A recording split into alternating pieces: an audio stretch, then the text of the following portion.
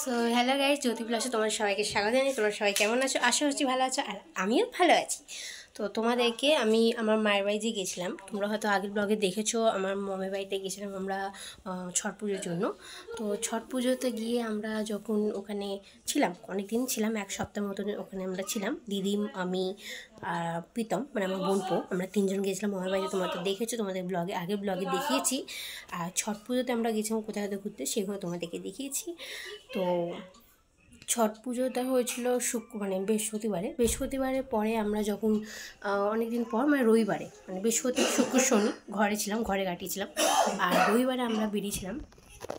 রবিবার আমরা বাড়ির থেকে একটু বেরিয়েছিলাম, মম, ড্যাড, দিদি, আমি আর প্রীতম, মানে আমরা আমার বোনপো, আমরা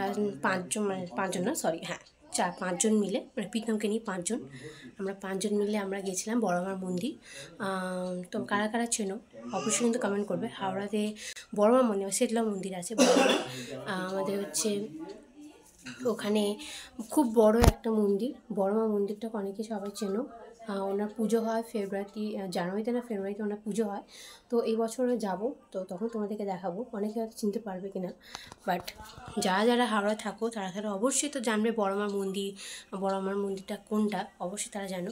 আর যারা জানো না অবশ্যই কিন্তু কমেন্ট করবে, আমাকে জিজ্ঞেস করবে, আমি তোমাদের বলে দেবো এখন। তো যাই হোক, তো তোমাদেরকে ভিডিওটা দেখে নাও তোমরা গিয়ে। তো তোমাদের ভিডিওটা কেমন লাগলো না লাগলো অবশ্যই কিন্তু কমেন্ট করে জানিও। তো ভিডিওটা দেখার পরে তারপরে তোমার সাথে কথা বলছি।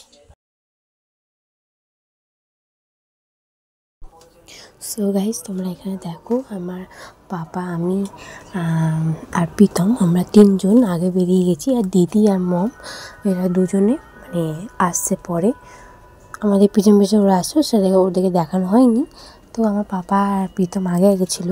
আর আমরা আজকে যাচ্ছিলাম, তোমাদেরকে তো বললাম আজকে বড়মার মন্দির যাচ্ছিলাম আমরা। তো বড়মার মন্দির যাওয়ার জন্য দেখতেই পাচ্ছ খুব সুন্দর তৈরি হয়ে আমরা সবাই মিলে বেরিয়ে গেছি বড়মার মানে মাকে পুজোয় দেওয়ার। আমার একটা মানত ছিল যে প্রীতম একটা শরীর খারাপ হয়েছিল, একটা মানত ছিল আমার, সেটাও আমার পুজো দেওয়া হয়ে গেল। আর আমরা এদিকে গিয়ে ওখানে খুব আনন্দ করেছি, ওখানে গিয়ে পুজো দিলাম, খাওয়া দাওয়া করলাম। আর কী করলাম সেগুলো তোমরা দেখো পরপর। তো গাইজ, তোমরা এখানে দেখো, মম, ড্যাড, আমি, দিদিভাই আর প্রীতম, আমরা সবাই 4-5 জন মিলে বড়মা মন্দির যাওয়ার জন্য টোটোতে উঠে পড়েছিলাম। এবারে টোটোতে উঠে দেখতেই পাচ্ছ রাস্তা থেকে যাচ্ছিলাম আমরা। আর আমার তো খুব ভালো লাগছিলো যে আমি বছরে ফার্স্ট টাইম প্রীতমকে নিয়ে আমি বড়মার মন্দিরে যাচ্ছি। মানে এর আগেও অনেকবারই গেছি ছোটোবেলা থেকে, কিন্তু প্রীতমকে নিয়ে ফার্স্ট টাইম। সো আমার খুব মজা হচ্ছিলো।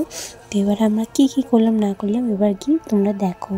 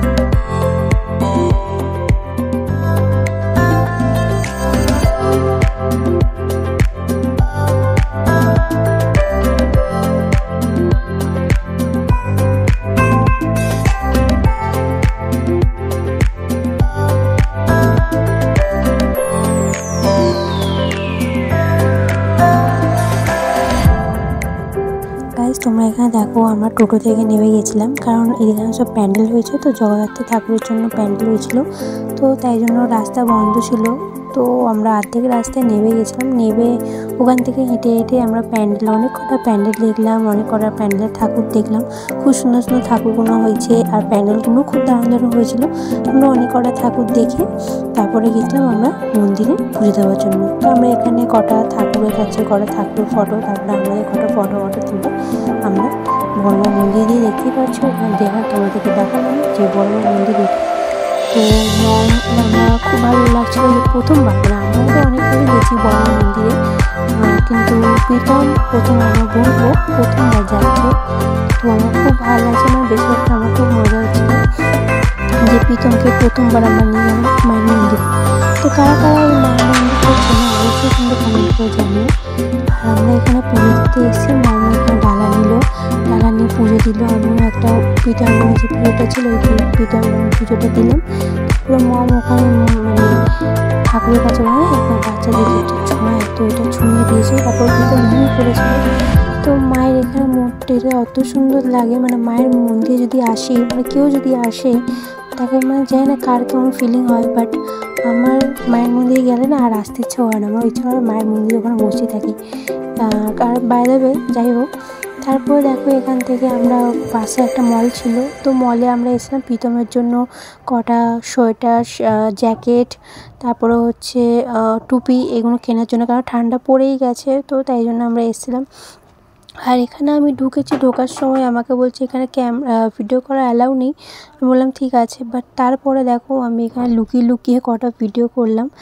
তো এখানে অনেক কটা জিনিসপত্র আমার মমড্যাড দেখতেই পাচ্ছ ওখানে আছে, ওখানে সবাই দেখছে, আর আমি এখানে পুরো ঘুরছিলাম যে আমার যদি কিছু পছন্দ হয় তাহলে আমিও কিনে নেবো। বাট আমার এই মলটায় একটা কিছু পছন্দ হয়নি, তাই জন্য আমি কী করলাম, কিছুই কিনিনি, শুধু প্রীতমের জন্য কিনে আমরা বাইরের দিকে চলে এলাম।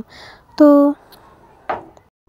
আমরা তো বাইরের দিকে চলে এলাম, বাইরে এসে আমরা এখানে দাঁড়িয়েছিলাম আর কিছু খাওয়া দাওয়া কিনে টিনে আমরা কী করলাম বাড়ির দিকে চলে এসেছিলাম।